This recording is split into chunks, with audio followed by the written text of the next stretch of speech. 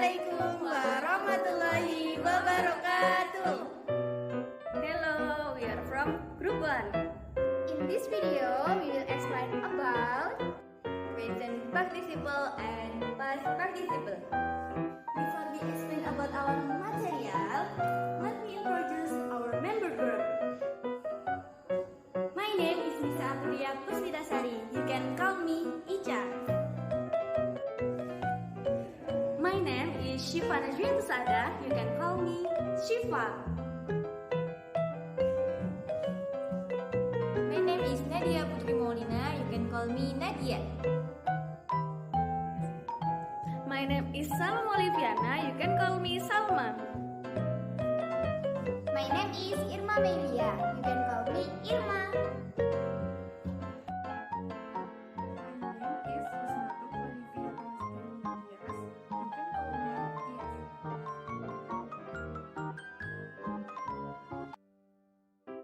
Nah, tadi kan sudah nih perkenalan. Sekarang kita akan masuk ke dalam pembahasan. Pembahasan yang pertama kita masuk ke dalam present participle, yakni ada pengertian present participle, kemudian fungsi dari present participle, dan juga example dari present participle. Dan yang kedua kita akan membahas tentang past participle. Yang pertama ada pengertian past participle, kemudian fungsi dari past participle, dan juga example dari past participle. Present participle adalah ungkapan yang sedang kamu lakukan secara aktif. Nah, jenis dari participle yang satu ini adalah kata kerja dasar yang kamu beri imbuhan ing atau verb ing di akhir verbnya loh.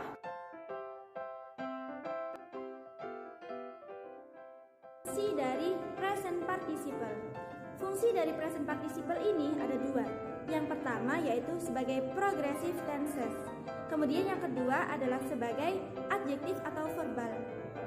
Apa sih yang dimaksud dengan progressive tenses di sini?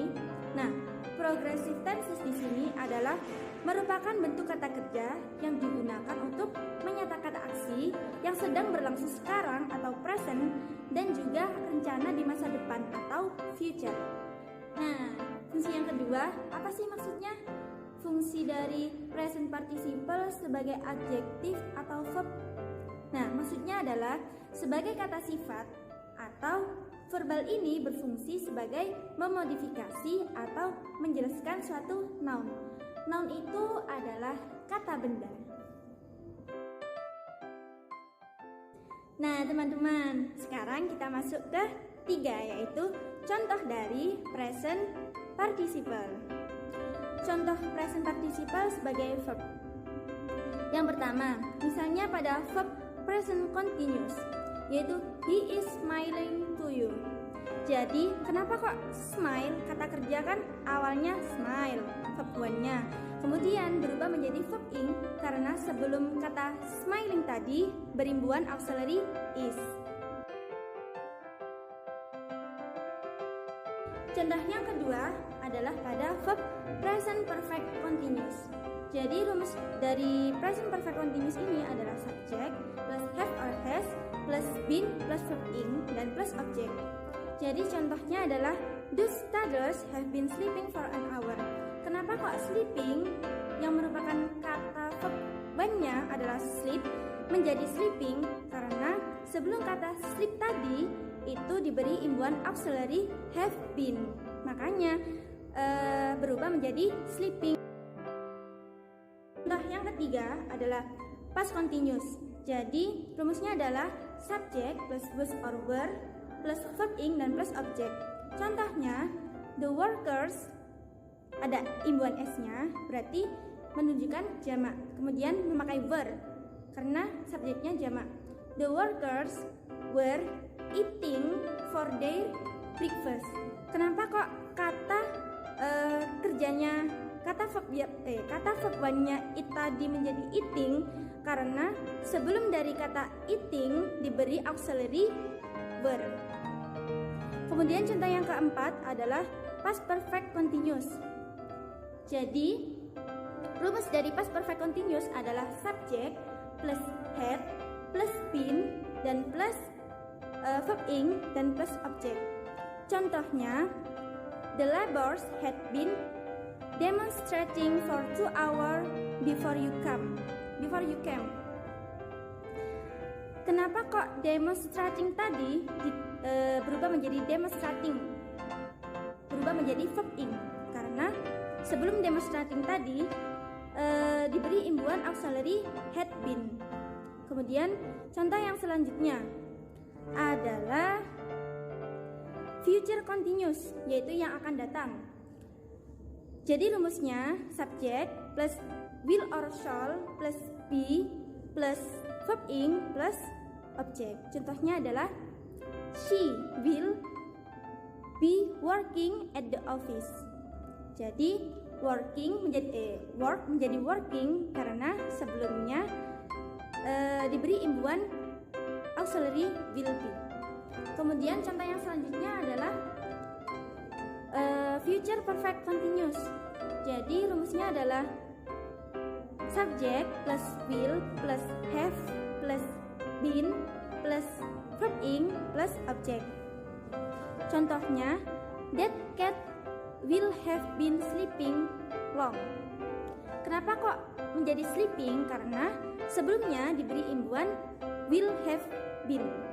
Begitu. Selanjutnya adalah passive present continuous. Contohnya, the book is being read by him. Kenapa being?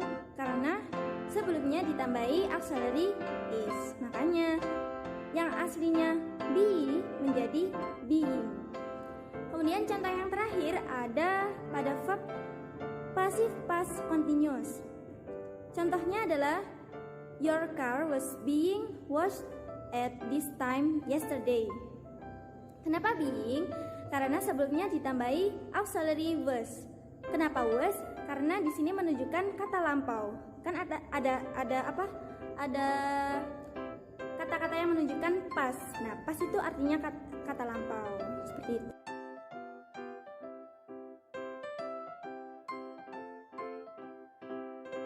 Nah, sekarang yang kedua, yaitu past participle. Apa sih pengertiannya? Pengertian dari past participle adalah kata kerja yang bisa kamu gunakan saat ingin membuat kalimat pasif atau passive voice atau saat membuat kalimat dalam perfect tense. Nah, untuk mengubah kata kerja dasar atau infinitive verb menjadi past participle, kamu perlu memberi imbuhan atau sufiks akhiran yaitu ed, en, d, t, n atau ne. Yaitu pada base form atau bar infinitive berupa regular verb. Kalau pada base form berupa irregular verb, yaitu bentuk past participle, yaitu tidak konsisten. Kemudian dari fungsi past participle sendiri nih, apa yuk?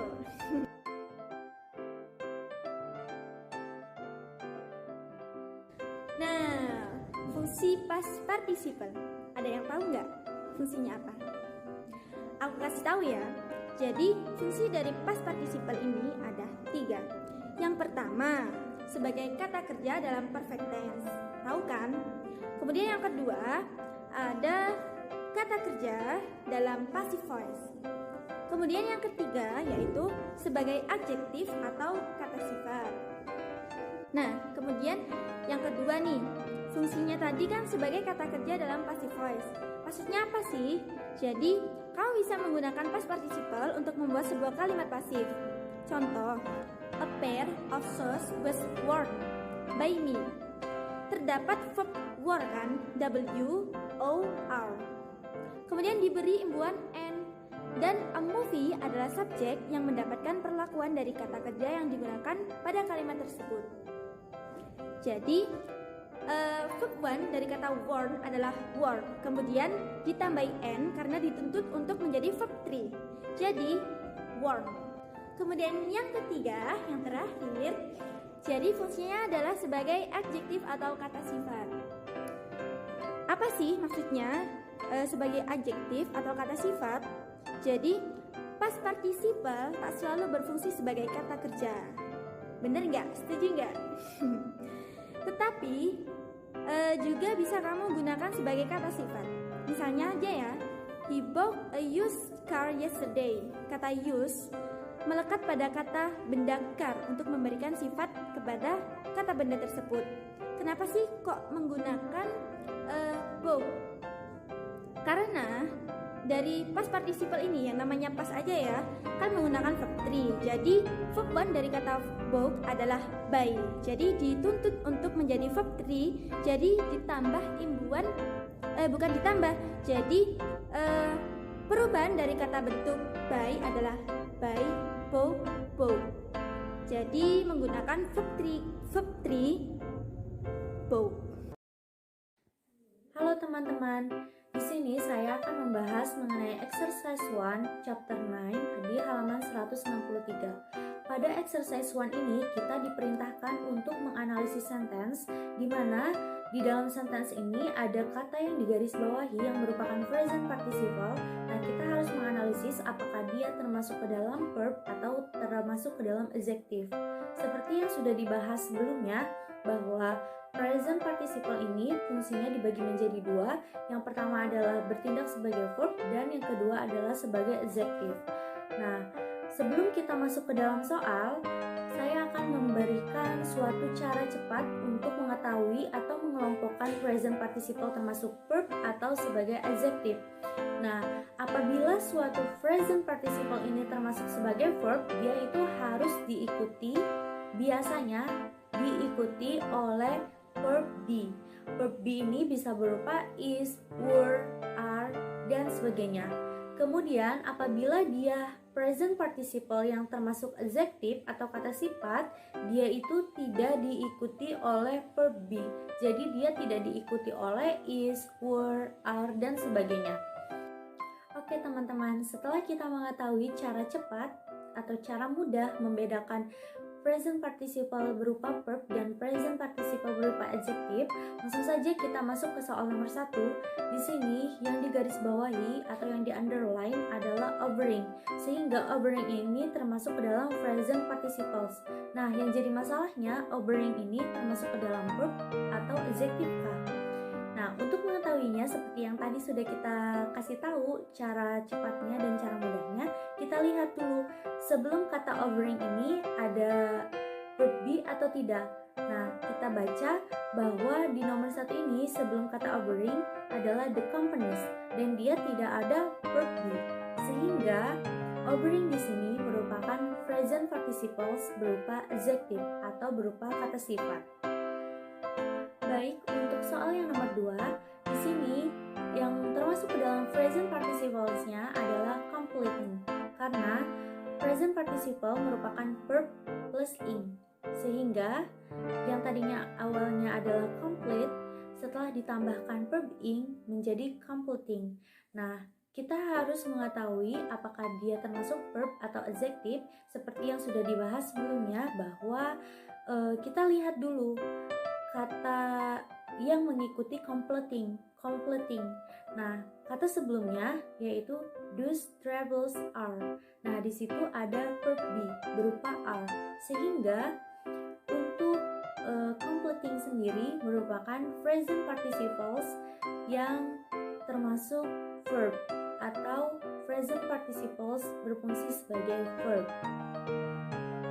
Baik, untuk soal yang nomor 3 berbeda dengan soal yang nomor 1 dan nomor 2. Karena pada soal yang nomor 1 dan nomor 2 itu sudah digarisbawahi, udah diketahui mana yang termasuk present participles-nya. Nah, untuk soal yang nomor 3 kita harus mencari tahu mana yang termasuk ke dalam present participles di dalam sentence tersebut. Nah, seperti yang kita ketahui bahwa present participles ini verb plus ing, sehingga kita harus mencari verb plus ing. Nah, untuk soal yang nomor 3 yang termasuk ke dalam present participles adalah demonstrating. Nah, dan demonstrating ini termasuk ke dalam verb. Kenapa? Karena dia diikuti oleh verb be berupa were. Next, untuk yang nomor 4, di sini kita harus mencari tahu present participles-nya. Nah, untuk yang nomor 4, present participles-nya merupakan giving karena dia verb plus ing. Yang awalnya merupakan give, setelah ditambahkan ing menjadi giving, kemudian present participles ini termasuk ke dalam verb karena dia diikuti oleh verb be berupa are. Selanjutnya untuk soal yang nomor 5, di sini yang termasuk ke dalam present participles-nya merupakan winning. Kata winning.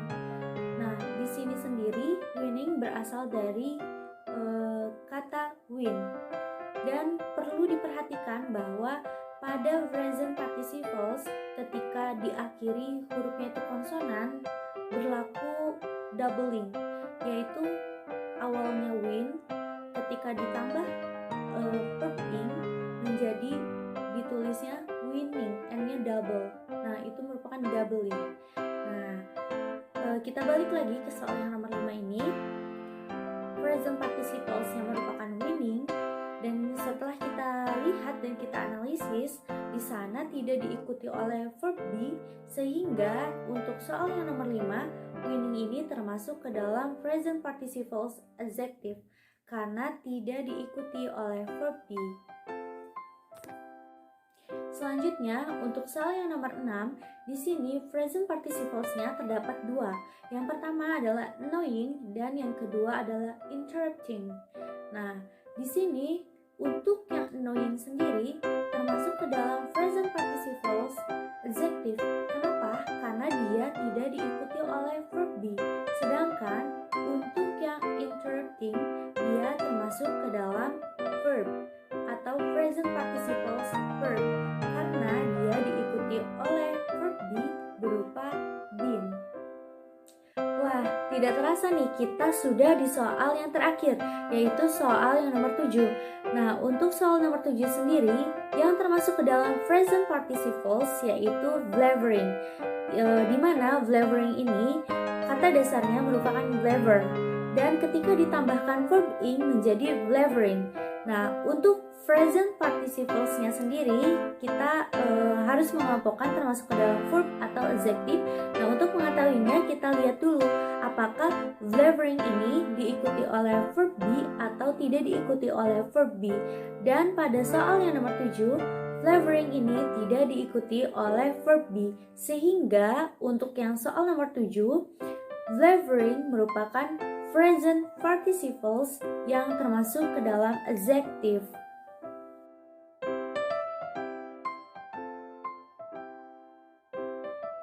Di soal diperintahkan untuk menggarisbawahi past participle dan alasannya, kemudian sebagai verb atau adjektif. Langsung saja yang pertama, the money offered by the client was not accepted. Kata yang digarisbawahi adalah kata offered dan accepted dan termasuk kategori verb. Karena kata offered dan accepted merupakan past participles karena berakhiran ed, dan accepted merupakan bagian dari kata kerja verb karena didahului oleh was. Yang kedua, the car listed in the ads had already started.